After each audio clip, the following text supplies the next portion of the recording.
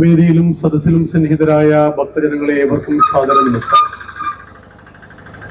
ഏതാനും മാസങ്ങൾക്ക് മുമ്പ് എറണാകുളത്ത് നിന്ന് ഒരു ടീം തീർത്ഥയാത്രയ്ക്ക് കേരളം മുഴുവൻ പോകുമ്പോൾ എനിക്ക് പരിചയമുള്ള ആളാണ്, വടകര താലൂക്കിലാണ് എന്നുകൊണ്ട് അവർ എന്നെ വിളിച്ചു. ഞങ്ങളിങ്ങനെ കോഴിക്കോട് മുതൽ അങ്ങോട്ടുള്ള പുണ്യസ്ഥലങ്ങളെല്ലാം കാണുവാൻ തീരുമാനിച്ച് ഞങ്ങൾക്ക് പിന്നീട് പറശ്ശിനിക്കടവിലേക്ക് പോകണം, രാജരാജേശ്വരിക്ക് പോകണം. അതിനിടയിൽ എവിടെയാണ് ഈ ലോകനാർ കാവ് എന്ന്? പറശ്ശിനിക്കടവ് കാണുന്നത് പോലെ, രാജരാജേശ്വരി ക്ഷേത്രം കാണുന്നത് പോലെ തന്നെ മഹത്തരമായിട്ട് കാസർഗോഡ് മുതൽ കന്യാകുമാരി വരെ, തിരുവനന്തപുരം വരെയുള്ള ഹിന്ദു ഭക്തന്മാർ കണക്കാക്കുന്ന പവിത്രമായ ഒരു ക്ഷേത്രമാണ് ലോകനാർ കാവ് ഭഗവതി എന്ന് പറയുന്നത്. പക്ഷെ ഇത് മനസ്സിലാകാത്തത് ഇവിടെയുള്ള കുറച്ച് ട്രസ്റ്റി ബോർഡിന്റെ ആളുകൾക്കും ഇവിടുത്തെ പഞ്ചായത്ത് കമ്മിറ്റിക്കുമാണ്. ഈ പറയുന്ന എറണാകുളത്തുള്ള ആൾ അറിയുന്നില്ല ഇവിടെ എന്താണ് സംഭവിക്കുന്നത്. വില്യാപ്പള്ളി പഞ്ചായത്തിന്റെ മണലും പൂയും സൂക്ഷിച്ചു വെക്കുന്ന ഒരു ഗോഡൌൺ ആണ് ലോകനാർ കാവിന്റെ ചുറ്റും, അല്ലെങ്കിൽ അതിന്റെ ഭൂമി എന്ന് അവർ അറിയുന്നില്ല. നമ്മൾ ഹിന്ദുക്കൾ വളരെ സഹിഷ്ണുതയുള്ളവരാണ്, എല്ലാ മതങ്ങളെയും സ്വീകരിച്ചവരാണ്. മാലിക് കൂട്ടരും ഇസ്ലാം മതവുമായി ഭാരതത്തിൽ വന്നപ്പോൾ അവരെ സ്വീകരിച്ച് പള്ളി പണിത് കൊടുത്തു. സെന്റ് തോമസും കൂട്ടരും ക്രിസ്തുമതവുമായി വന്നപ്പോൾ നമ്മളവരെ സ്വീകരിച്ചു, നമ്മളവർക്ക് ചർച്ച് പണിത് കൊടുത്തു. ദൈവമേ ഇല്ല എന്ന് പറഞ്ഞ കമ്മ്യൂണിസം വന്നപ്പോ ഹിന്ദുക്കൾ സ്വീകരിച്ചു. 57-ൽ EMS മുഖ്യമന്ത്രിയാക്കി കൊടുത്തു. അങ്ങനെ കമ്മ്യൂണിസ്റ്റുകൾ പ്രവർത്തിച്ചത് ഹിന്ദുക്കൾക്കിടയിലാണ്. 960-ൽ ഇവരുടെ ഒരു മുദ്രാവാക്യം ഉണ്ടായിരുന്നു: അമ്പലം എന്നത് ചുമരല്ലേ, വിഗ്രഹം എന്നത് കല്ലല്ലേ. അല്ലയോ ഹിന്ദു, നീ എന്തിന് വേദങ്ങൾ പരതുന്നു, ചിതലുണ്ടോ എന്നറിയാനോ? ഒരമ്പലം പൊളിച്ചവിടെ കപ്പ വെച്ചാൽ അത്രയും അന്ധവിശ്വാസങ്ങൾ തീരും. ഇങ്ങനെയൊക്കെ പറഞ്ഞ കമ്മ്യൂണിസം ഹിന്ദു സമൂഹത്തെ മാത്രം ആകർഷിച്ചു. മുസ്ലിങ്ങളെയും ക്രിസ്ത്യാനികളെയും അന്നും ഇന്നും തൊട്ട് കളിക്കാൻ ഇവരെ കൊണ്ട് കഴിഞ്ഞിട്ടില്ല. കാരണം മുസ്ലിങ്ങൾ 4-ാമത്തെ വയസ്സ് മുതൽ അവിടുത്തെ കുട്ടികൾ മദ്രസയിൽ പോകുന്നു, അവർ ഖുർആൻ പഠിക്കുന്നു, നബിയെ കുറിച്ച് പഠിക്കുന്നു, ഇസ്ലാമിനെ കുറിച്ച് പഠിക്കുന്നു. ഇസ്ലാമിനെതിരെ ഒരു വാക്ക് കമ്മ്യൂണിസ്റ്റുകാരൻ പറഞ്ഞാൽ പിന്നീട് അവന് തലയും ഉടലും ബാക്കി ഉണ്ടാവില്ലെന്ന് അറിയാത്തത് കൊണ്ട് അവന്റെ ഒരു പണിയും ഇസ്ലാമിനെതിരെ ഇല്ല, ഹിന്ദുവിനെതിരെ മാത്രമാണെന്നറിയണം. അങ്ങനെ 960 കാലഘട്ടത്തിൽ നമ്മുടെ ക്ഷേത്രങ്ങളെല്ലാം അങ്ങ് നശിച്ചു. മഹാക്ഷേത്രങ്ങൾ ബാക്കിയായി. നാട്ടുംപ്രദേശത്തെ ക്ഷേത്രങ്ങളെല്ലാം കാട് കയറി നശിച്ചപ്പോൾ 942-ൽ ഇവിടെ പ്രവർത്തനം തുടങ്ങിയ RSSന്റെ പ്രവർത്തകന്മാർ 60-70 കാലഘട്ടത്തിൽ നമ്മുടെ ക്ഷേത്രങ്ങളിലേക്ക് ചെന്നു. കാട് പിടിച്ച ക്ഷേത്രങ്ങളുടെ കാടൊക്കെ വെട്ടിമാറ്റി അവനവിടെ തിരിതെളിയിച്ചപ്പോൾ അന്നൊരു മുദ്രാവാക്യം ഉണ്ടായി: അന്തിക്കമ്പലമുറ്റത്ത് 6 അടി മുളവടി കുറുവടി ഏന്തി കവാത്ത് ചെയ്യും RSS എന്ന മുദ്രാവാക്യം. ക്ഷേത്രങ്ങൾ നശിച്ചു പോയപ്പോൾ, അവിടെ കാട് ചെത്തി വൃത്തിയാക്കി തിരിവെച്ചപ്പോൾ തൊട്ടടുത്ത വീട്ടിലെ ദേവകി ചേച്ചിയും നാരായണൻ ചേട്ടനും ഈ അമ്പലത്തിലേക്ക് വന്നു. വർഷങ്ങളായി മുടങ്ങിക്കിടക്കുന്ന എന്റെ ക്ഷേത്രത്തിൽ ആരാണ് ദീപം തെളിയിച്ചത് എന്നറിഞ്ഞപ്പോൾ അവരും ആ ക്ഷേത്രത്തിൽ വരാൻ തുടങ്ങി. പ്രിയമുള്ളവരെ, അങ്ങനെ 980 കാലഘട്ടമായപ്പോൾ ഹിന്ദുക്കൾ ഉണർന്നു. അമ്പലം ചുമരല്ല, വിഗ്രഹം കല്ലല്ല. ഈ 33 കോടി ദൈവങ്ങളും എന്റെ വിശ്വാസത്തിന്റെ ഭാഗമാണെന്ന് അവൻ തിരിച്ചറിഞ്ഞു. അങ്ങനെ അന്തിത്തിരി കത്തിക്കുവാൻ വകയില്ലാത്ത ക്ഷേത്രങ്ങൾ ഓരോന്നോരോന്ന് അവൻ തിരിച്ചു പിടിച്ചു. ഇന്ന് കേരളത്തിൽ 50,000-ൽ പരം ക്ഷേത്രങ്ങളുണ്ട്. ഇതിൽ 5000 ക്ഷേത്രങ്ങൾ ദേവസ്വം ബോർഡ് നടത്തുന്നു, 45,000 ക്ഷേത്രങ്ങൾ ഹിന്ദു കമ്മിറ്റിക്കാർ നടത്തുന്നു. നിങ്ങളുടെ ഈ വില്യാപ്പള്ളി ഗ്രാമപഞ്ചായത്ത് പരിശോധിച്ചാൽ ചുരുങ്ങിയത് 100 ക്ഷേത്രങ്ങൾ കാണാം. ഇതിൽ ദേവസ്വം ബോർഡിന്റെ കയ്യിലുള്ളത് 5-6 ക്ഷേത്രങ്ങളാണ്. ബാക്കി 95% ക്ഷേത്രങ്ങളും നടത്തുന്നത് ഹിന്ദുക്കളാണ്. പുലയനും പറയനും നായരും നമ്പൂതിരിയും അടങ്ങുന്ന ഹിന്ദുക്കൾ ഒന്നിച്ചു ചേർന്നുകൊണ്ട് കൃത്യമായി വർഷത്തിൽ കണക്കുകൾ അവതരിപ്പിക്കുമ്പോൾ 2014 ശേഷം ഗുരുവായൂർ ദേവസ്വം ബോർഡിന് ഓഡിറ്റിംഗ് നടന്നിട്ടില്ല. നമ്മുടെ നാട്ടിലെ കമ്മ്യൂണിസ്റ്റുകൾ പറയുന്ന ഒരു വാദമുണ്ട്: ഞങ്ങൾ ക്ഷേത്രത്തിലെ പൈസ ഒന്നും എടുക്കുന്നില്ല, പിന്നെ എന്താ ചെയ്യുന്നത്? ലാഭത്തിലോടുന്ന ക്ഷേത്രത്തിൽ നിന്ന് നഷ്ടത്തിലോടുന്ന ക്ഷേത്രങ്ങളെ സഹായിക്കുന്നു. ഗുരുവായൂര്, ശബരിമല, വൈക്കം, കാടാമ്പുഴ അടക്കമുള്ള ലാഭത്തിലോടുന്ന ക്ഷേത്രങ്ങളിൽ നിന്ന് നഷ്ടത്തിലോടുന്ന ചെറിയ ക്ഷേത്രങ്ങളെ സഹായിക്കണമെന്നിവർ പറയുന്നത് എന്തിന്റെ അടിസ്ഥാനത്തിലാ? 2014 ശേഷം നിങ്ങൾ കണക്കെടുപ്പ് നടത്തിയിട്ടുണ്ടോ? ഈ കാണുന്ന കട ലാഭത്തിലോ നഷ്ടത്തിലോ എന്നറിയണമെങ്കിൽ വർഷത്തിൽ കണക്കെടുപ്പ് നടത്തണ്ടേ? 2014 ശേഷം ഗുരുവായൂർ ദേവസ്വത്തിന്റെ കണക്കെടുപ്പ് നടന്നിട്ടില്ല. ഈ ലോകനാർക്കാവ് ഭഗവതിയുടെ ഭണ്ഡാരത്തിൽ എത്രയാണ് വരുന്നത്? ഈ ഭണ്ഡാരം എല്ലാ മാസവും തുറക്കുന്നതാരാണ്? അവിടുത്തെ ഓഫീസിൽ വരുന്ന വരുമാനം എത്ര? അവിടെ റെസീറ്റിലൂടെ വരുന്ന വരുമാനം എത്ര? സ്വർണം പണം എന്ന രീതിയിൽ വലിയ സംഖ്യ സമർപ്പിക്കുന്ന ഭക്തന്മാർ ആരൊക്കെ? ഇതൊക്കെയാണ് ഓഡിറ്റിംഗ്. ഇതിന്റെ കണക്ക് ഇവിടുത്തെ ഭക്തജനങ്ങളുടെ കയ്യിലുണ്ടോ? മാസത്തിൽ പോട്ടെ, വർഷത്തിലൊരിക്കൽ ഇവിടെ വലിയ ആഘോഷവും ഉത്സവവും നടക്കുമ്പോൾ ഇവിടുത്തെ ട്രസ്റ്റ് പൊതുജനങ്ങൾക്ക് മുന്നിൽ ഈ കണക്ക് നിരത്താറുണ്ടോ? കഴിഞ്ഞ ഒരു വർഷം കൊണ്ട് ഭണ്ഡാര വരവ് ഇത്രയാണ്, റെസീറ്റ് വരവ് ഇത്രയാണ്, പുഷ്പാഞ്ജലി കഴിച്ചിട്ട് ഇത്ര വരവ് വന്നിട്ടുണ്ട്, ഇത്ര സ്വർണം ഇവിടെ വന്നിട്ടുണ്ട് എന്ന കണക്ക് നിങ്ങളുടെ കയ്യിലുണ്ടോ? ആരാണ് ഇവിടുത്തെ ട്രസ്റ്റ് ബോർഡിലെ അംഗങ്ങൾ? ഒരു കാലത്ത് അമ്പലം ചുമരാണ്, വിഗ്രഹം കല്ലാണെന്ന് പറഞ്ഞ ആളുകളാണ്, കമ്മ്യൂണിസ്റ്റുകാരാണ് ഇന്ന് ഉപദേശക സമിതി. ഞങ്ങളുടെ നാട്ടിലൊന്നും ഒരു 20-30 കൊല്ലം മുമ്പ് അമ്പലത്തിന്റെ ഏഴാലത്ത് കൂടി കമ്മ്യൂണിസ്റ്റ് പാർട്ടിയുടെ നേതാവ് പോവില്ല. പക്ഷെ ഇന്ന് അമ്പല കമ്മിറ്റിയുടെ പ്രസിഡന്റ് ആകുവാനുള്ള തള്ളിക്കയറ്റത്തിലാ. കാരണം ഹിന്ദുക്കൾ കാര്യം മനസ്സിലാക്കി. ഹിന്ദുക്കൾ ഇന്ന് ക്ഷേത്രം അവന്റെ ജീവിതത്തിന്റെ ഭാഗമാക്കി. നമുക്ക് നമ്മുടെ ദൈവത്തെ കാണാതിരിക്കാൻ കഴിയില്ല എന്ന രീതിയിലേക്ക് കാര്യങ്ങൾ വന്നു. ക്ഷേത്രങ്ങളായ ക്ഷേത്രങ്ങളിൽ അഭൂതപൂർവമായ തിരക്കനുഭവപ്പെട്ടു. ശബരിമല തകർക്കുവാൻ വേണ്ടി കമ്മ്യൂണിസ്റ്റ് പാർട്ടി ഒരുപാട് പരിശ്രമിച്ചു. 2018 രഹന ഫാത്തിമയെ കൊണ്ടുപോയി. ആരാ ഇവള്? ഇവളൊരു മുസ്ലിമാ. മുസ്ലിമിനുള്ളതാണോ അമ്പലം? ക്ഷേത്രം എന്ന വാക്കിന്റെ അർത്ഥം എന്താണ്? ക്ഷയാത് ത്രായതേ ഇതി ക്ഷേത്ര. ക്ഷയത്തിൽ നിന്ന് തന്നെ രക്ഷിക്കുന്നത് ക്ഷേത്രം. ഹിന്ദുക്കൾ വിശ്വസിക്കുന്നു, ഞങ്ങൾക്കൊരു പ്രശ്നമുണ്ടായാൽ ഈ ലോകനാർക്കാവ് ഭഗവതിയുടെ മുന്നിൽ വന്ന് അമ്മയോട് സാഷ്ടാംഗം നമസ്കരിച്ചാൽ എന്റെ പ്രശ്നങ്ങളും ദുരിതങ്ങളും മാനസിക പ്രയാസങ്ങളും കുടുംബത്തിലെ പ്രശ്നങ്ങളും എല്ലാം മാറിക്കിട്ടുമെന്നതാണ് നമ്മുടെ വിശ്വാസം. അതിനാണ് നമ്മൾ ഗുരുവായൂരിൽ പോകുന്നത്, അതിനാണ് ശബരിമലക്ക് പോകുന്നത്. നോക്കൂ, ഈ വർഷം ശബരിമലയിൽ വരുന്നത് 5 കോടിയിൽ പരം ആളുകളായിരിക്കാം. കഴിഞ്ഞ വർഷം വന്നത് 5 കോടിയോളം ആളുകളാണ്. അതായത് പുലയനും പറയനും നായർക്കും നമ്പൂരിക്കും ഒരു ശബരിമല, ഒരു വൈക്കം, ഒരു കാടാമ്പുഴയാണ്. ഇവിടെ ജമാഅത്തുകാരന്റെ പള്ളിയിൽ മുജാഹിദുകാരൻ പോവില്ല, സുന്നിയുടെ പള്ളിയിൽ ഷിയ മുസ്ലിങ്ങൾ പോവില്ല. തമ്മിലടിച്ച് മരിക്കുകയാണ്. ക്രിസ്ത്യാനികൾ തമ്മിലടിച്ചിട്ട് 120 പള്ളികൾ കേരളത്തിൽ മാത്രം പൂട്ടിക്കിടക്കുകയാണ്. പക്ഷെ ഹിന്ദുക്കൾ തമ്മിലടിച്ചിട്ട് ഇവിടെ ഒരു അമ്പലവും പൂട്ടിക്കിടക്കുന്നില്ല. ഇവിടെ ഡിവൈഎഫ്ഐക്കാരൻ ഒരു ബോർഡ് വെച്ചു, ലോകനാർക്കാവിന്റെ പരിസരത്തോടി താഴ്ന്ന ജാതിക്കാര് നടക്കാൻ പറ്റില്ലായിരുന്നു. ഇവിടെ മാത്രമല്ല, പല ക്ഷേത്രത്തിന്റെ അരികിൽ കൂടി താഴ്ന്ന ജാതിക്കാര് നടക്കാൻ പറ്റില്ലായിരുന്നു. പുലയനെന്നും പറയനെന്നും വേർതിരിച്ചിരുന്നു. കൊടുങ്ങല്ലൂരിൽ വന്നിറങ്ങിയ വിവേകാനന്ദ സ്വാമികളുടെ തേര് അല്ലെങ്കിൽ അദ്ദേഹത്തിന്റെ കുതിരവണ്ടി ഒരു ക്രിസ്ത്യാനി തെളിച്ചുകൊണ്ടിരിക്കുക. അപ്പൊ ഈ ക്രിസ്ത്യാനി മനോഹരമായിട്ട് ശ്രീകൃഷ്ണന്റെ ഭജന പാടുകയാണ്. ഇത് കേട്ടപ്പോ സ്വാമിജി ചോദിച്ചു, അല്ല ക്രിസ്ത്യാനി, എങ്ങനെ നിങ്ങൾ ശ്രീകൃഷ്ണന്റെ ഭജന പഠിച്ചു? അപ്പോൾ പറഞ്ഞു, സ്വാമിജി, ഞാൻ 2 വർഷം മുമ്പ് വരെ ഒരു കൊലയനായിരുന്നു. അന്ന് ഈ നമ്പൂതിരിയെ കാണുമ്പോൾ ഞാൻ ഓടി ഒളിക്കേണ്ടിയിരുന്നു. ഇപ്പോൾ ഞാൻ മതം മാറി ക്രിസ്ത്യാനിയായപ്പോൾ ആ നമ്പൂതിരിയുടെ വീട്ടിലെ കാര്യസ്ഥനാക്കി എന്നെ മാറ്റി. അങ്ങനെയാണ് ഞാൻ കുതിരവണ്ടിയുമായിട്ട് അങ്ങയെ കൂട്ടാൻ വന്നിരിക്കുന്നത്. അപ്പോൾ സ്വാമിജിക്ക് അപകടം മനസ്സിലായി. തൊട്ടുകൂടാത്തവൻ തീണ്ടിക്കൂടാത്തവൻ മതം മാറി മുസ്ലിമോ ക്രിസ്ത്യാനിയോ ആയാൽ ഇതേ നമ്പൂതിരിയുടെ വീട്ടിൽ കയറിയിട്ട് അവന് കാര്യസ്ഥനാകുവാൻ കഴിയുന്നു. അതുകൊണ്ട് ഹിന്ദുക്കളെ, ഹിന്ദു സഹോദരങ്ങൾ മതം മാറും. അവിടെയാണ് കേരളത്തെ ഒരു ഭ്രാന്താലയം എന്ന് അദ്ദേഹം വിളിച്ചത്. ഇതൊരു ഭ്രാന്താലയമാണ്.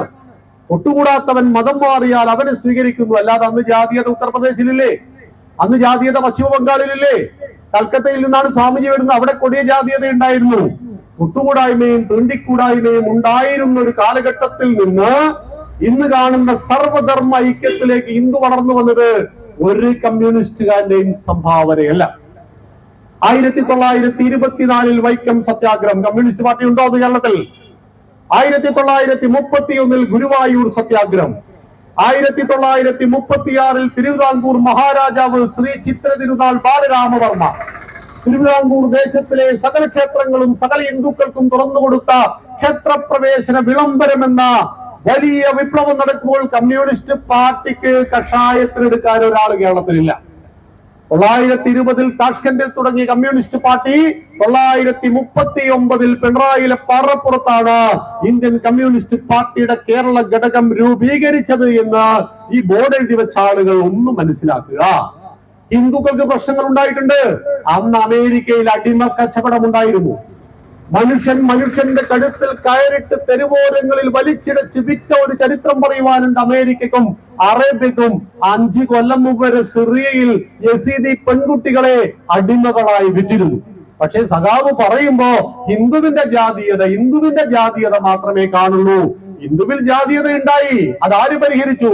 Sreenarayana Gurudevan, Chattampi Swami Thiruvadikal, Mahatma Ayyankali, Mannathu Padmanabhan, T K Madhavan, Pandit Karuppan, R Sankar, Kumaranasan, Sahodaran Ayyappan, doctor പൽപ്പോ, അങ്ങനെ എണ്ണിയാൽ ഒടുങ്ങാത്ത നവോത്ഥാന നായകന്മാരും ആചാര്യന്മാരും ചേർന്ന് ഞങ്ങളുടെ തൊട്ടുകൂടായ്മ, ഞങ്ങളുടെ തീണ്ടിക്കൂടായ്മ ഒക്കെ അങ്ങോട്ട് പരിഹരിച്ചു. നിങ്ങൾ ഞങ്ങളോട് ചെയ്ത ദ്രോഹം എന്തായിരുന്നു? അമ്പലം ചുമരാണ്, വിഗ്രഹം കല്ലാണെന്ന് ഹിന്ദുവിനെ പഠിപ്പിച്ചു. ഹിന്ദുവിൽ ഈഴവ സമൂഹത്തെ പഠിപ്പിച്ചു. കമ്മ്യൂണിസ്റ്റ് പാർട്ടി സ്വാധീനിച്ചത് ഈഴവ സമൂഹത്തെയാണ്. നമ്മുടെ മലബാറിൽ തീയ സമൂഹം എന്ന് പറയും. ഈഴവ സമൂഹത്തിലാണ് ജാതീയത ഇല്ലാതായത്, അല്ലെങ്കിൽ ഈ പറയുന്ന പ്രശ്നങ്ങൾ, വിശ്വാസങ്ങൾ ഇല്ലാതായത്. കഴിഞ്ഞ 2 ആഴ്ച മുമ്പ് ഞങ്ങളൊരു കല്യാണ വീട്ടിൽ നിൽക്കുമ്പോ ഈഴവ സമൂഹത്തിൽപ്പെട്ട ആളുടെ കല്യാണമാണ്. അപ്പോൾ നമ്പൂതിരിയാണ് വരുന്നത് അവിടെ കല്യാണ വീട്ടിൽ പൂജയ്ക്ക്. അപ്പോൾ അവിടെ പാർട്ടിയുടെ പ്രാദേശിക നേതാവ് പറയാ, പണ്ട് ഈ നമ്പൂതിരിയെ കാണുമ്പോൾ ഈ പറയുന്ന തീയനെ ഓടേണ്ടിയിരുന്നു. പക്ഷെ ഇപ്പോൾ തീയന്റെ വീട്ടിലെ കല്യാണത്തിന് ആര് വേണം? നമ്പൂതിരി വേണം. ഒരു കുത്തിത്തിരിപ്പ് വെക്കുകയാണ്, അവിടെ ഒരു തിരിപ്പ് വെച്ചു കൊടുക്കുകയാണ്. അപ്പൊ ഞങ്ങൾ ചോദിച്ചു, നീ തീയനാണ്, നിന്റെ വീട്ടിൽ നീ പുലയനെ കേട്ടിയിരുന്നോ? ഇല്ല, കേട്ടിട്ടില്ല.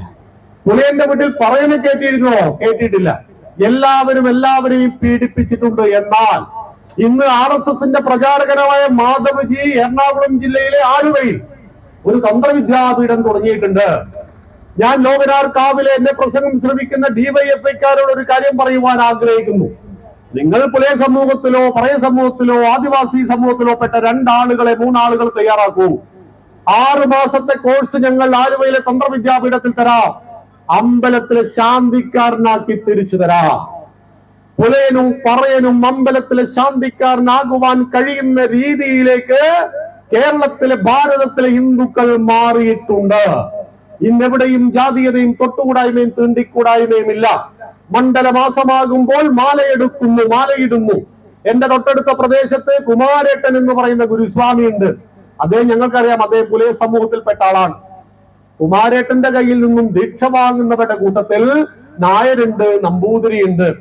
കുമാരേട്ടൻ മാല അങ്ങോട്ട് എടുത്തു കൊടുക്കുമ്പോൾ, കുമാരേട്ടന്റെ പാദങ്ങളിൽ വീട് നമസ്കരിക്കുമ്പോൾ ഈ കുമാരേട്ടൻ ഒരു പുലയനാണോ എന്ന് ആ നമ്പൂതിരി സ്വാമിയും നായർ സ്വാമിയും ഓർക്കാത്ത രീതിയിൽ ഹിന്ദുക്കൾ മാറിയിട്ടുണ്ട്. ശബരിമലയിൽ 12 മണിക്കൂറും 26 മണിക്കൂറും ക്യൂ നിൽക്കുന്ന സമയത്ത് മുന്നിലെ സ്വാമിയുടെ വേർപ്പ് എന്റെ ശരീരത്തിലും എന്റെ ശരീരത്തിൽ വേർപ്പ് പറകിലെ സ്വാമിയുടെ ശരീരത്തിലും പറ്റിപ്പിടിക്കുമ്പോൾ ഇത് പുലയനാണോ പറയനാണോ എന്നൊന്നും ഹിന്ദുക്കൾക്ക് നോക്കാൻ സമയമേ കിട്ടാറില്ല. ശബരിമലയിൽ അവിടെ വലിയ തള്ളാണ്. ഞാൻ പറഞ്ഞു വന്നത്, ഗുരുവായൂർ, ശബരിമല, വൈക്കം, കാടാമ്പുഴ അടക്കമുള്ള 5000-ഓളം ക്ഷേത്രങ്ങളിൽ ഒരു വർഷം വരുന്ന വരുമാനം 10,000 കോടിയിലധികം. ഈ പണം എന്ത് ചെയ്യുന്നു? ലോകനാർ കാവിൽ ഇന്ന് ചോദിക്കുന്ന ചോദ്യം പോലെ എവിടെയാണ് കണക്കുള്ളത്? എന്താണ് ഞങ്ങളുടെ വിശ്വാസം? ഞാൻ നേരത്തെ പറഞ്ഞു, അധ്യക്ഷൻ പറഞ്ഞു, സ്വാഗത ഭാഷകൻ പറഞ്ഞു, ഇതൊരു പ്രതിഷേധ സംഗമമല്ല, ഇതൊരു ഭക്തജന നാമജപ യജ്ഞമാണ്. ഞങ്ങൾ ഇവിടെ മുദ്രാവാക്യം വിളിച്ചിട്ടില്ല. അമ്മേ നാരായണ, ദേവി നാരായണ എന്നാണ് ഞങ്ങൾ അഭിസംബോധന ചെയ്തിരിക്കുന്നത്. ഞങ്ങൾക്ക് ഈ നാട്ടിലെ ഭക്തജനങ്ങളോട് പറയുന്നു, ഭക്തരല്ലാത്ത ഒരുത്തരും ഒരമ്പലത്തിലും കയറരുത്. കള്ള് ഷാപ്പ് കള്ളുകുടിയനുള്ളതാണ് എന്ന് കള്ളുകുടിയന്മാർ മനസ്സിലാക്കിയത് കൊണ്ട് രാവിലെ അമ്പലത്തിൽ പോകുന്നവർ ഒരിക്കലും കള്ള് ഷാപ്പിലേക്ക് പോകാറില്ല. നിങ്ങൾ വൈരുദ്ധ്യാധിഷ്ഠിത ഭൗതികവാദത്തിൽ വിശ്വസിക്കുന്നവരാണ് എങ്കിൽ നിങ്ങൾ അതിനുവേണ്ടി ശക്തമായി പ്രവർത്തിക്കണം. കമ്മ്യൂണിസത്തിന്റെ അടിസ്ഥാനം എന്താണ്? വൈരുദ്ധ്യാധിഷ്ഠിത ഭൗതികവാദം. എന്നാൽ എന്താണ്? ഈ പ്രപഞ്ചത്തിലെ സർവ്വതും സൃഷ്ടിച്ചതിന്റെ അടിസ്ഥാനം പദാർത്ഥങ്ങൾ എന്ന് പറയുന്ന സയന്റിഫിക് തിയറിയുടെ പേരാണ് കമ്മ്യൂണിസം. അതുകൊണ്ടാണ് കമ്മ്യൂണിസം പിറന്നപ്പോൾ അവർ പറഞ്ഞിട്ടുണ്ട്, മതമല്ല പ്രശ്നം, എരിയുന്ന വയറിന്റെ തീയാണ് പ്രശ്നം, മതമല്ല പ്രശ്നം. അതുകൊണ്ട് കമ്മ്യൂണിസം വളർന്നത് ക്ഷേത്രത്തിന്റെ മുറ്റത്തായിരുന്നില്ല. പാടവരമ്പത്തായിരുന്നു. വിയർക്കുന്നവന്റെ വിയർപ്പ് തുള്ളിയിലായിരുന്നു കമ്മ്യൂണിസം വളർന്നത്. കമ്മ്യൂണിസ്റ്റ് പാർട്ടിയുടെ പണിയെടുക്കണം.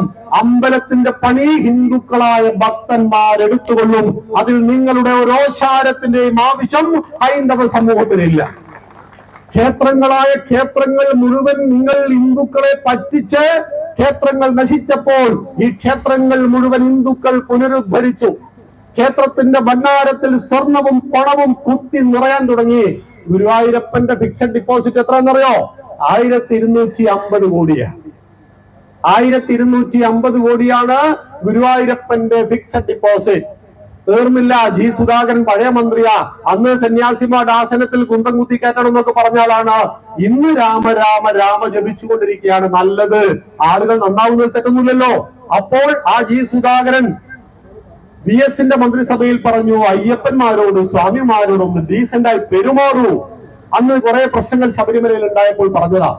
ഒരു സീസണിൽ 10,000 കോടി രൂപ വരുമാനം നൽകുന്ന ക്ഷേത്രമാണ്, തീർത്ഥാടന കേന്ദ്രമാണ് ശബരിമല. ഭണ്ഡാരത്തിലെ വരവ് മാത്രമല്ല കേട്ടോ.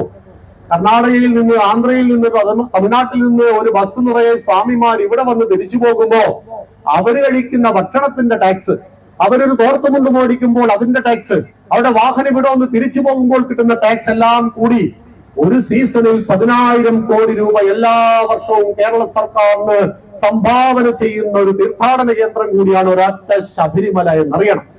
അങ്ങനെ ഈ നാടിനെ സേവിക്കുകയാണ് വിശ്വാസികളായ ഹിന്ദുക്കൾ. ആലോചിച്ച് നോക്കൂ, ഹിന്ദുവിന്റെ ഭണ്ഡാരം. നമ്മൾ ശബരിമലയിൽ പോകുമ്പോ നമ്മൾ എവിടെ ചെല്ലും? വാവര സങ്കല്പത്തിൽ ചെല്ലും. തെറ്റായ സങ്കല്പമാണ്. അന്ന് ഇസ്ലാം മതം ഉണ്ടായിട്ടില്ല. ഇസ്ലാം മതം ഭൂമിയിൽ ഉണ്ടായിട്ട് 1400 കൊല്ലമായിട്ടുള്ളൂ. ഇസ്ലാം മതം ഭാരതത്തിൽ വന്നിട്ട് 1000-ൽ താഴെ കൊല്ലമേ ആയിട്ടുള്ളൂ. ശബരിമല അയ്യപ്പന്റെ ചരിത്രം എന്ന് പറഞ്ഞാൽ ആയിരക്കണക്കിന് വർഷങ്ങൾ മുമ്പുള്ള ചരിത്രമാണ്. അങ്ങനെ വാവര് പള്ളിയിൽ നിങ്ങൾ കൊണ്ടുപോയിട്ട് കുരുമുളക്, ഈ പറയുന്ന പണമെല്ലാം സമർപ്പിച്ചു. അതാര് കൊണ്ടുപോകും? അത് ജമാഅത്ത് കമ്മിറ്റി തീരുമാനിക്കും ഒരു ചില്ലിക്കാശ് എന്തിന് ചെലവഴിക്കണമെന്ന്. അവിടെ സമർപ്പിച്ച അതേ ഭക്തൻ ശബരിമല ഭണ്ഡാരത്തിൽ സമർപ്പിച്ചാൽ ഈ പണം ആര് കൊണ്ടുപോകും? സർക്കാരിന്റെ ഖജനാവിലേക്ക് പോകും. അപ്പൊ ഇവർ പറയുന്നത് ന്യായമുണ്ട്. ഇത് സർക്കാർ മറ്റൊന്നിനും ഉപയോഗിക്കുന്നില്ല. എവിടെ ആരാണ് കണക്ക് മുന്നോട്ട് വെക്കുന്നത്? 2014 ശേഷം ദേവസ്വം ബോർഡിൽ ഗുരുവായൂരിൽ കണക്കെടുപ്പേ നടത്തിയിട്ടില്ല. ആലോചിച്ച് നോക്കുക. വർഷങ്ങൾക്ക് മുമ്പ് കല്ലിന്മേൽ കല്ല് വെച്ച് ഈ ലോകനാർക്കാവ് ഭഗവതിയുടെ ക്ഷേത്രം ഉണ്ടാക്കിയതാരായിരുന്നു? നമ്മൾ ഹിന്ദുക്കളായിരുന്നു. ലക്ഷണമൊത്തൊരു ശിലയിൽ നിന്ന് ഭഗവതിയെ വേർതിരിച്ചെടുത്ത ശില്പി ആരായിരുന്നു? ഒരു ഹിന്ദുവായിരുന്നു. തന്ത്രശാസ്ത്ര വിധിപ്രകാരം അഷ്ടബന്ധ കലശത്തിൽ ഉറപ്പിച്ച് പ്രാണപ്രതിഷ്ഠയെ ചെയ്ത തന്ത്രി വര്യനാരായിരുന്നു? ഒരു ഹിന്ദുവായിരുന്നു. ശാന്തി കർമ്മങ്ങൾ നടത്തിയ ശാന്തിക്കാരൻ ആരായിരുന്നു? ഒരു ഹിന്ദുവായിരുന്നു. ആ ശ്രീകോവിലിന്റെ ഏതാനും മീറ്ററുകൾ അകലെ ഭണ്ഡാരപ്പെട്ടി വെച്ചതാരായിരുന്നു? നമ്മൾ ഹിന്ദുക്കളായിരുന്നു. ആ ഭണ്ഡാരത്തിലേക്ക് പണവും കുരുമുളകും ഇടുവാൻ, പണവും സ്വർണവും ഇടുവാൻ വേണ്ടി ദ്വാരം വെച്ചതാരായിരുന്നു? നമ്മൾ ഹിന്ദുക്കളായിരുന്നു. ഈ ദ്വാരത്തിലൂടെ പണവും സ്വർണവും തള്ളിക്കയറ്റിയവൻ ആരായിരുന്നു? നമ്മൾ ഹിന്ദുക്കളായിരുന്നു. പക്ഷെ തുറന്നെടുക്കാൻ വന്നത് ഇന്ന് കമ്മ്യൂണിസ്റ്റുകാരനാണ്. അമ്പലത്തിന്റെ ഭണ്ഡാരത്തിൽ പണമിടുന്നതോടുകൂടി അമ്പലവുമായിട്ടുള്ള സകല ബന്ധവും ഹിന്ദുക്കൾക്ക് അവസാനിക്കുന്നു. അവിടെ കമ്മ്യൂണിസവും പാർട്ടി ഭരണവും തുടങ്ങുന്നുവെങ്കിൽ എന്റെ പ്രിയമുള്ളവരെ, ലോകനാർ കാവിലമ്മയെ ദിവസവും ഭജിക്കുക.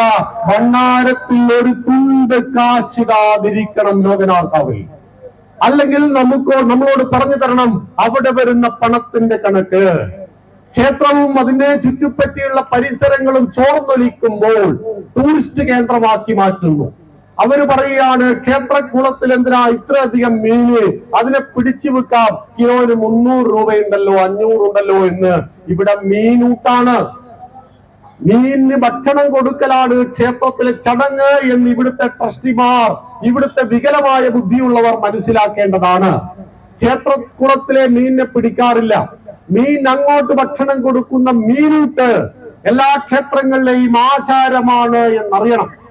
നമ്മുടെ വിശ്വാസപ്രകാരം നക്ഷത്ര വൃക്ഷങ്ങളാണ്. അശ്വതി, ഭരണി, കാർത്തിക തുടങ്ങി 27 നക്ഷത്രങ്ങൾ ഉള്ളവനാണ് ഹിന്ദു അല്ലെങ്കിൽ ഓരോ മനുഷ്യരും.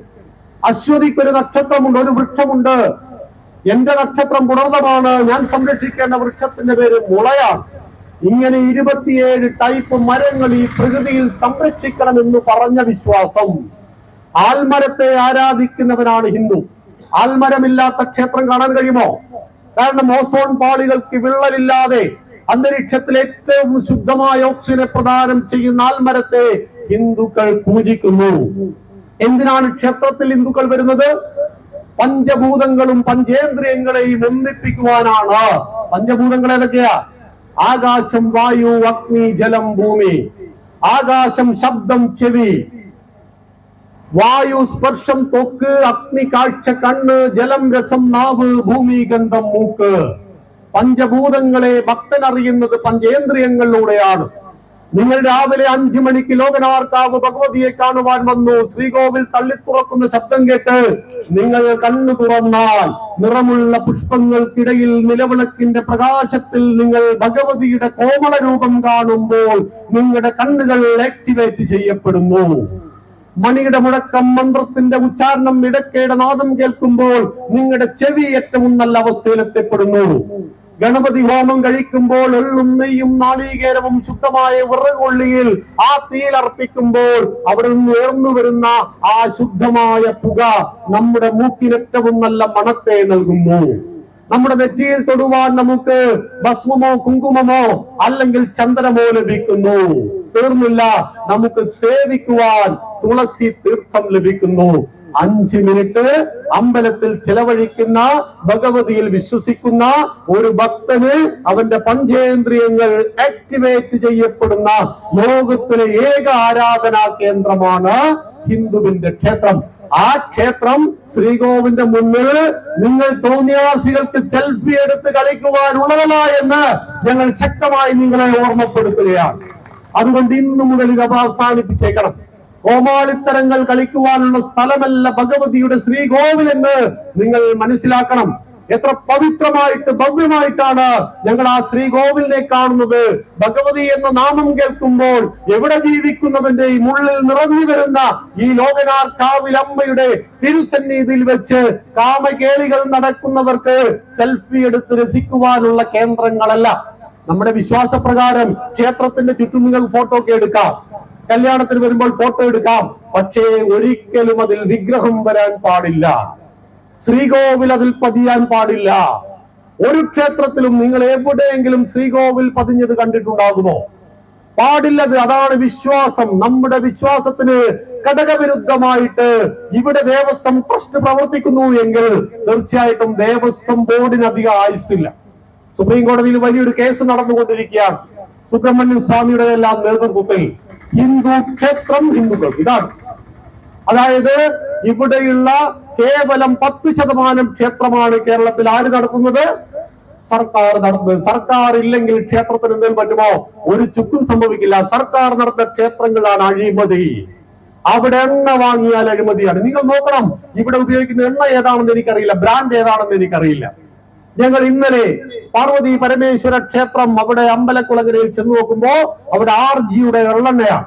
വളരെ സന്തോഷം തോന്നി.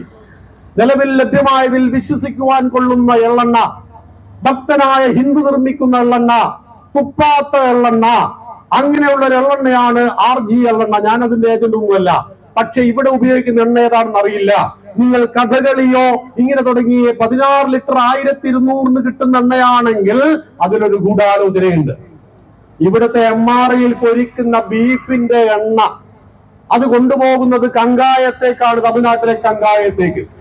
കങ്കായത്തിൽ കൊണ്ടുപോയിട്ട് ഈ പറയുന്ന വേസ്റ്റ് എണ്ണകൾ മുഴുവൻ മൈദ പോലുള്ള ഒരു പ്രൊഡക്റ്റ് ഇട്ട് അതിന്റെ വേസ്റ്റുകളെ മൊത്തം മാറ്റി അതിൽ പെർഫ്യൂം ചേർത്ത് നമുക്ക് വരുന്നു വിളക്കെണ്ണ എന്ന പേരിൽ.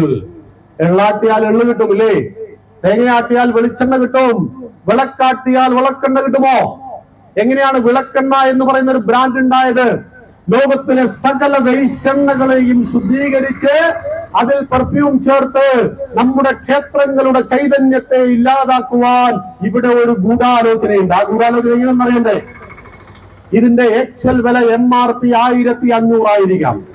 പക്ഷെ ഇത് ക്ഷേത്രത്തിലെ ഏതെങ്കിലും ഒരു വിഘടനായ ട്രസ്റ്റി അല്ലെങ്കിൽ ആ കമ്മിറ്റിക്കാരൻ ഇത് സംഘടിപ്പിക്കുന്നത് പകുതി പൈസക്കായിരിക്കും 750. ക്ഷേത്രം ഇത് വാങ്ങുന്നത് ചുരുക്കത്തിൽ 1300 അങ്ങനെ ഒരു ബാരൽ എണ്ണ പോകുമ്പോൾ 100-500 രൂപ ഇയാളുടെ പോക്കറ്റിലേക്ക് വരും. ഇത് ഗുരുവായൂരിൽ നടക്കുന്ന ഒരു കലാപരിപാടിയാണ്. എണ്ണയിൽ പറ്റിക്കൽ, തിരിയിൽ പറ്റിക്കൽ, ചന്ദനത്തിരിയിൽ പറ്റിക്കൽ, അങ്ങനെ ക്ഷേത്രത്തിലെ ഓരോ പൂജാദ്രവ്യങ്ങളിലും പച്ചക്ക് പറ്റിക്കൽ നമ്മൾ ഹിന്ദുക്കൾ വിട്ടുകൊടുക്കരുത്. ചോദ്യം ചെയ്യണമെതിരെ ഉയരാത്ത നാവുകളും ചോദ്യം ചെയ്യുവാൻ മടിക്കുന്ന കൈകളും നേരത്തെ പപ്പേട്ടൻ പറഞ്ഞതുപോലെ അടിമത്വത്തെ സമ്മാനിക്കും. നമ്മൾ അടിമകളല്ല.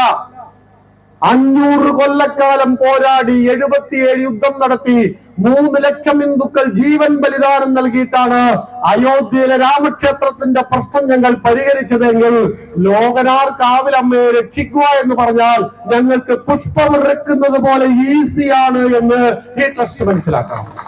വളരെ ഈസിയാണ്. ഞങ്ങൾ പോലീസിന്റെയും സമാജത്തിന്റെയും ഭക്തജനങ്ങളുടെയും മുന്നിലേക്ക് ഈ വിഷയത്തെ ഉയർത്തുവാൻ വേണ്ടിയിട്ടാണ് ഏതാനും കിലോമീറ്റർ അകലം തുടങ്ങിയ നാമജപ ഘോഷയാത്ര ഇവിടെ വന്നത്. തികച്ചും സമാധാനപരം. പക്ഷേ ഞങ്ങളുടെ ഈ ലോകനാർക്കാവിലമ്മയുടെ ചൈതന്യം, ഞങ്ങളുടെ ഈ ലോകനാർക്കാവിലമ്മയുടെ വിശ്വാസത്തെ പരിപാലിക്കുമെന്ന് 100% ഉറപ്പുള്ള ആളായിരിക്കണം ട്രസ്റ്റിൽ ഉണ്ടാകേണ്ടത്. നിങ്ങളുടെ പാർട്ടി കളിയൊക്കെ പുറത്ത്. വില്യാപ്പള്ളി പഞ്ചായത്തിന്റെ ഗോഡൌൺ ആണെങ്കിൽ നാളെ തന്നെ വില്യാപ്പള്ളി പഞ്ചായത്തിൽ ആരെങ്കിലും ഒരാൾ വിവരാശം ചോദിക്കണം, പണി അങ്ങോട്ട് കൊടുക്കണം. പണി നമ്പർ 1 എന്താണ്? തൊഴിലുറപ്പ് പദ്ധതി പ്രകാരം ഈ പഞ്ചായത്തിൽ ഉണ്ടാക്കിയ കലുങ്കുകൾ, റോഡുകൾ, തോടുകൾ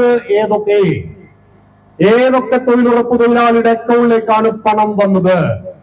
എത്രയായിരുന്നു ബഡ്ജറ്റ്? എത്രയാണ് കരാറുകാരന് കൊടുത്തത്? ചോദ്യങ്ങൾ വില്യാപ്പള്ളി പഞ്ചായത്തിലേക്ക് പോകണം.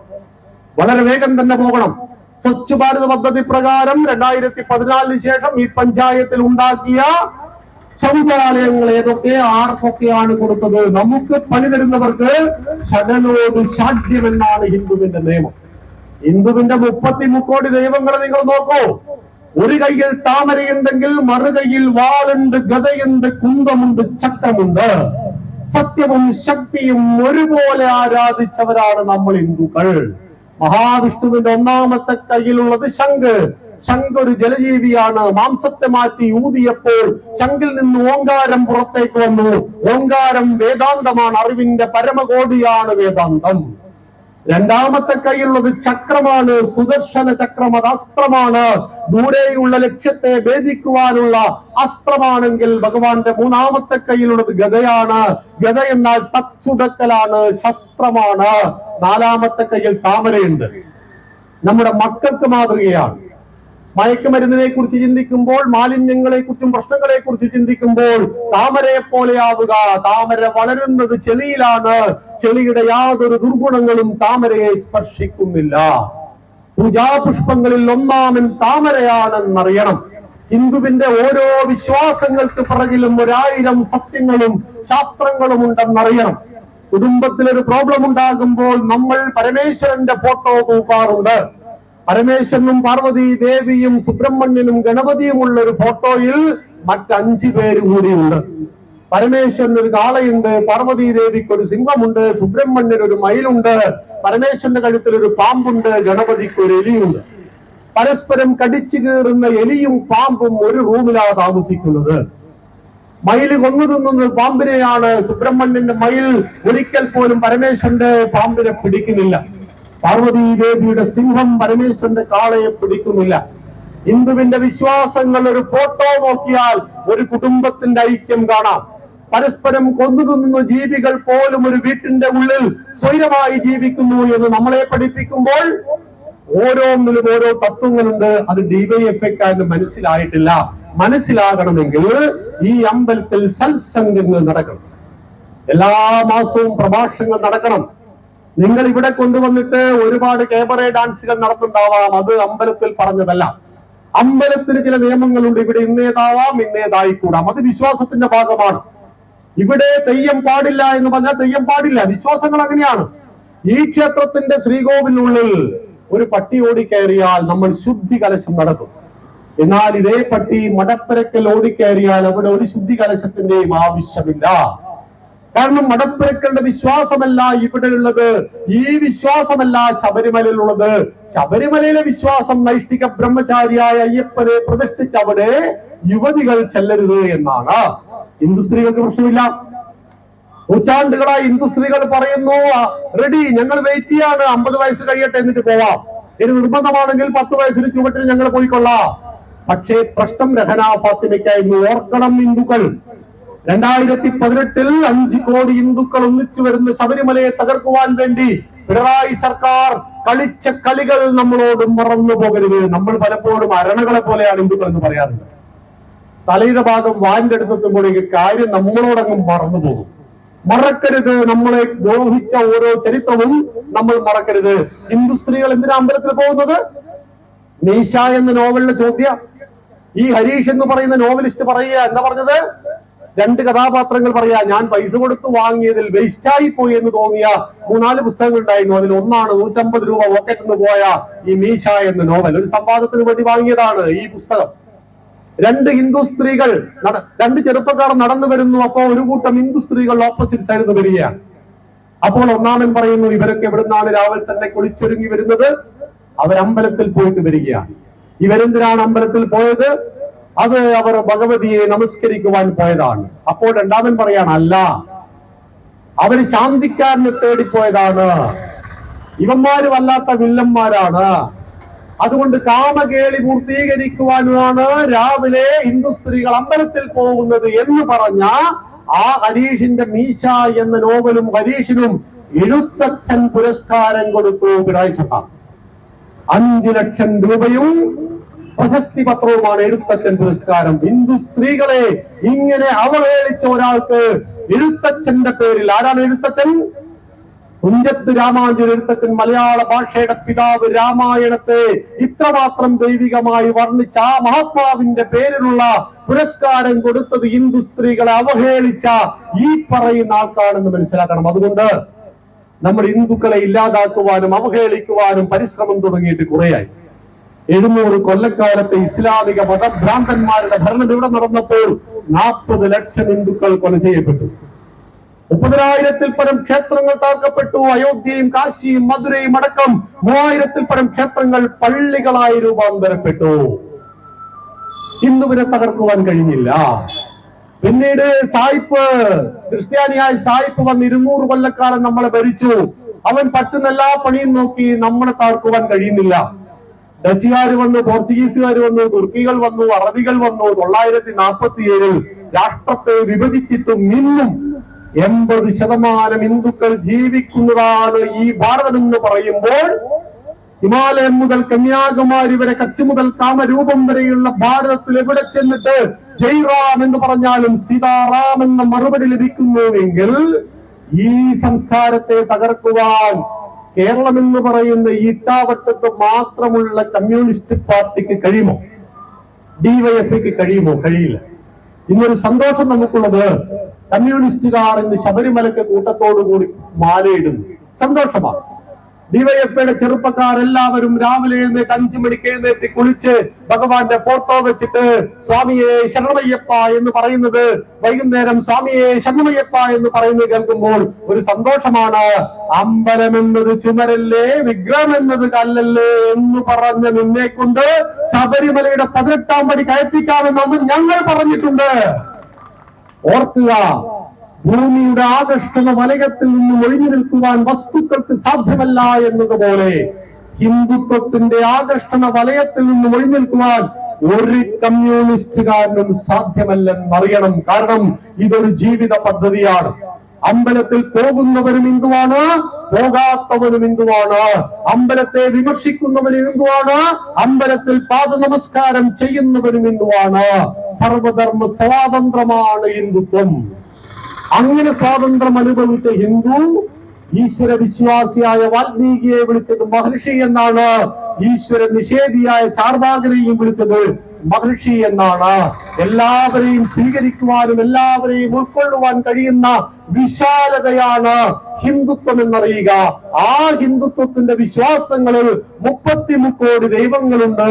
ആ ദൈവങ്ങളിൽ കേരളത്തിലെ എല്ലാ ജനമനസ്സുകളിലും സ്വാധീനം നേടിയ ഭഗവതിയാണ് ഈ വടകര താലൂക്കുകാർക്ക് അഭിമാനിക്കാവുന്ന കടത്തനാടിന്റെ പ്രിയപ്പെട്ട നമ്മുടെ ദൈവം ലോകനാർ കാവിൽ അമ്മ എന്ന് പറയുന്നത്. അവിടെ കയറിയിട്ട് തോന്നിയാസം കളിക്കരുത്. ആ വിശ്വാസങ്ങളെ വിശ്വാസത്തിന്റെ വഴിക്ക് വിടണം. നിനക്കറിയില്ലെങ്കിൽ അറിയുന്നവരോട് കാര്യങ്ങൾ ചോദിച്ച് മനസ്സിലാക്കി ചെയ്യണം. അതുകൊണ്ട് അടിയന്തരമായിട്ട് ഇതിന് പരിഹാരമില്ലെങ്കിൽ ഞങ്ങളുടെ സഹന സമരത്തിന്റെ 1ാം ഘട്ടത്തെ നിങ്ങൾ മൈൻഡ് ചെയ്യുന്നില്ല എങ്കിൽ സമരങ്ങൾ മുറതെറ്റും, സമരങ്ങൾക്ക് തീവ്രത കൂടും. സമരങ്ങൾ വഴിതെറ്റാതെ നോക്കേണ്ടത് ഈ ട്രസ്റ്റിന്റെ കടമ കൂടിയാണ് എന്ന് ഓർമ്മപ്പെടുത്തിക്കൊണ്ട് ഇവിടുത്തെ ഭക്തജനങ്ങൾ ഒറ്റക്കെട്ടാകുക. നമ്മൾ കോൺഗ്രസോ മാർക്സിസ്റ്റോ BJPയോ കമ്മ്യൂണിസ്റ്റോ ഒക്കെ ആവാം, എന്നാൽ ക്ഷേത്രത്തിന്റെ ഉള്ളിൽ നാം ഹിന്ദുവാണ്. ഞാനൊരു ഭക്തനാണ്. ഇവിടെയുള്ള ഹിന്ദുക്കൾ 4 ടൈപ്പാണ്. ഒന്നാമത്തെ നമ്മളെ പോലെയുള്ള ഹിന്ദു. എനിക്ക് 4 വേദമുണ്ട്, 5 ഉപവേദമുണ്ട്, 6 വേദാംഗമുണ്ട്, 18 പുരാണങ്ങളും 108 ഉപനിഷത്തും എനിക്കുണ്ടെന്ന് തിരിച്ചറിഞ്ഞ ഹിന്ദു. രണ്ടാമത്തെ ഹിന്ദുവോ അച്ഛനും അമ്മയും ഹിന്ദു ആയതുകൊണ്ട് ഞാനും ഹിന്ദുവായി, ഞാനും ഭക്തനാണെന്ന് പറയുന്ന രണ്ടാമത്തെ ഹിന്ദു. അവരാണ് കൂടുതലുള്ളത്. ചോദ്യങ്ങളൊന്നും എന്നോട് ചോദിക്കരുത് എന്ന് പറയുന്ന ഹിന്ദു. മൂന്നാമത്തെ ഹിന്ദു മതമെന്ന കോളത്തിൽ ഹിന്ദു എന്ന് പൂരിപ്പിക്കുകയും ഹിന്ദുവിനിട്ട് ഏത് സമയത്തും പണി തരികയും ചെയ്യുന്ന കമ്മ്യൂണിസ്റ്റ് ഹിന്ദു. 4ാമത്തെ ഹിന്ദു ഏതാണ്? ഞങ്ങൾ ഹിന്ദുക്കളെ അല്ല എന്ന് പറയുന്ന നമ്മുടെ മുസ്ലിം സഹോദരങ്ങൾ, ക്രൈസ്തവർ, അവർ തെറ്റിദ്ധരിച്ചിരിക്കുന്നു. അവരാരും മാലിക്കിന്റെ കൂടെ വന്നവരല്ല. ഇവരെല്ലാവരെയും ഉൾക്കൊള്ളുന്ന സമൂഹത്തിന്റെ പേരാണ്, സംസ്കാരത്തിന്റെ പേരാണ് ഹിന്ദുത്വം. അതുകൊണ്ടാണ് 95 ഡിസംബർ 11-ാം തീയതി ഭാരതത്തിന്റെ പരമോന്നത നീതിപീഠത്തിന്റെ മുന്നിൽ ഹിന്ദുത്വം എന്താണെന്നൊരു ചർച്ച വന്നപ്പോൾ പരമോന്നത നീതിപീഠം പറഞ്ഞു, Hindutva it is not a religion, it is the way of the life of the nation. ഹിന്ദുത്വം ഒരു മതമല്ല, അത് ഈ മണ്ണിന്റെ സംസ്കാരമാണ്. എല്ലാവരെയും സ്നേഹിക്കുവാനും ഉൾക്കൊള്ളുവാനും കഴിയുന്ന ആ സംസ്കാരം ജീവിക്കുന്നത് ക്ഷേത്രങ്ങളിലൂടെയാണ്. ക്ഷേത്രമില്ലാത്തൊരു ഗ്രാമം, ക്ഷേത്രമില്ലാത്തൊരു നഗരം നിങ്ങൾക്ക് ഭാരതത്തിൽ എവിടെയും കാണിക്കാൻ കഴിയില്ല. കേരളത്തിൽ 50,000, ഭാരതത്തിൽ 25 ലക്ഷത്തിൽ പരം ക്ഷേത്രങ്ങളാണ് ഈ ഭാരതം മുഴുവനുള്ളത്. എല്ലാം പരസ്പരം കണക്റ്റഡ് ആണ്. കന്യാകുമാരി ദേവി തപസ് ചെയ്യുന്നത് കൈലാസനാഥനെയാണ്. നമ്മൾ പത്തനംതിട്ട ജില്ലയിൽ ചെന്നാൽ അവിടുത്തെ അമ്മമാര് നമ്മളെ കൊണ്ടുപോയിട്ട് ഒരു സ്ഥലം കാണിച്ചു തരും. എവിടെയാണെന്നറിയണ്ടേ? സീതത്തോട്. ഇവിടെ എന്താ പ്രത്യേകത? അപ്പൊ അവര് പറയും, സീതാദേവി വനവാസ സമയത്ത് ഇവിടെ വന്നാ കുളിച്ചത്. അയോധ്യയിലെ സീതാദേവി ഇവിടെ വന്ന് കുളിച്ചു എന്ന് വിശ്വസിക്കുമ്പോൾ വയനാട്ടിൽ ചെന്നാൽ അവിടെയുള്ള അമ്മമാര് പറയും, ഇവിടെ ഒരു പാണ്ഡവൻ പാറയുണ്ട്. വനവാസ സമയത്ത് 5 പാണ്ഡവന്മാർ ഇവിടെ വന്നിരുന്നിട്ടുണ്ട്. ആലോചിച്ച് നോക്കൂ. ഞാൻ ഹിന്ദു ഐക്യവേദിയുടെ സംസ്ഥാന സെക്രട്ടറിയാണ്. ഹിന്ദു ഐക്യവേദി ഉണ്ടായിട്ട് 3 പതിറ്റാണ്ടേ ആയിട്ടുള്ളൂ. പക്ഷേ 100 കണക്കിന് വർഷങ്ങൾക്ക് മുമ്പ് ഹിന്ദു ഐക്യവേദി ഉണ്ടായിട്ടുണ്ട് കേരളത്തിൽ. എവിടെ? കുട്ടിയൂരിൽ ഇളനീര് കൊണ്ടുവരേണ്ടത് ഈഴവ സമൂഹത്തിൽപ്പെട്ടവരാണ്. കുട്ടിയൂരിൽ നെയ് കൊണ്ടുവരേണ്ടത് നായർ സമൂഹത്തിൽപ്പെട്ടവരാണ്. കുട്ടിയൂരിൽ തേൻ കൊണ്ടുവരേണ്ടത് മലയ സമൂഹത്തിൽപ്പെട്ടവരാണെന്നറിയണം. എല്ലാവരെയും ഉൾക്കൊള്ളുവാൻ കഴിയുന്ന, ജാതീയതയും തൊട്ടുകൂടായ്മയും തുണ്ടിക്കൂടായ്മയും ഒന്നുമില്ലാത്ത ഒരു മനോഹരമായ നാടായിട്ട് നമ്മുടെ കേരളം മാറി. അത് ഹിന്ദു ആചാര്യന്മാരുടെ സംഭാവനയാണ്, ഒരു കമ്മ്യൂണിസ്റ്റുകാരുടെയും സംഭാവനയല്ല. അതുകൊണ്ട് ലോനാർക്കാവിൽ വെച്ചിട്ട് കേരളത്തിന്റെ നവോത്ഥാനത്തിൽ കമ്മ്യൂണിസത്തിന്റെ പങ്ക് എന്ന വിഷയത്തെ കുറിച്ച് നിങ്ങളൊരു സംവാദം വെക്കൂ. വളരെ വിനയം സംവദിക്കുവാൻ ഞാനും തയ്യാറാണ് എന്ന് നിങ്ങളെ ഓർമ്മപ്പെടുത്തുന്നു. ഹിന്ദുവിൽ പ്രശ്നങ്ങൾ ഉണ്ടായിട്ടുണ്ട്, ഇന്നും പ്രശ്നങ്ങളുണ്ട്. അത് ഹിന്ദുക്കൾ അങ്ങനെ അങ്ങോട്ട് പരിഹരിക്കും. അതിൽ കയറിയിട്ട് നിങ്ങൾ അറിയാത്തവർ ഇടപെടരുത്. ഈ ലോകനാർക്കാവും അതിന്റെ പരിസരവും അതിന്റെ അതിന്റെ ഭവ്യതയോടുകൂടി വരുന്ന 1 വർഷം കൊണ്ട് നമുക്ക് മാറ്റിയെടുക്കണം. അതിന്റെ ഒരു വലിയ പ്രയത്നത്തിന്റെ ഒരു നല്ല തുടക്കമാണ് ഈ ഭക്തജനങ്ങളുടെ ഈ സംഗമം എന്നും ഇവിടെ വന്നിരിക്കുന്ന എല്ലാവരും ഹിന്ദുക്കളാണ്, ഭക്തരാണ്. നമ്മുടെ ഉള്ളിൽ 33 കോടി ദൈവങ്ങളുണ്ട്. ഈ നാട്ടുകാർക്ക് ലോകനാർക്കാവിൽ അമ്മയുണ്ട്. അമ്മയുടെ തിരുസന്നിധിയും അമ്മയുടെ ക്ഷേത്ര പരിസരവും ക്ഷേത്രവിരുദ്ധമായ ഒരു കാര്യങ്ങൾക്കും ഉപയോഗിക്കുവാൻ പാടില്ല എന്ന് മാത്രം സൂചിപ്പിച്ചുകൊണ്ട് ഞാൻ എന്റെ വാക്കുകൾ ഉപസംഹരിക്കുന്നു. നന്ദി, നമസ്കാരം. ലോകനാർക്കാവിൽ അമ്മയുടെ അനുഗ്രഹം എല്ലാവർക്കും പ്രാർത്ഥിക്കുന്നു.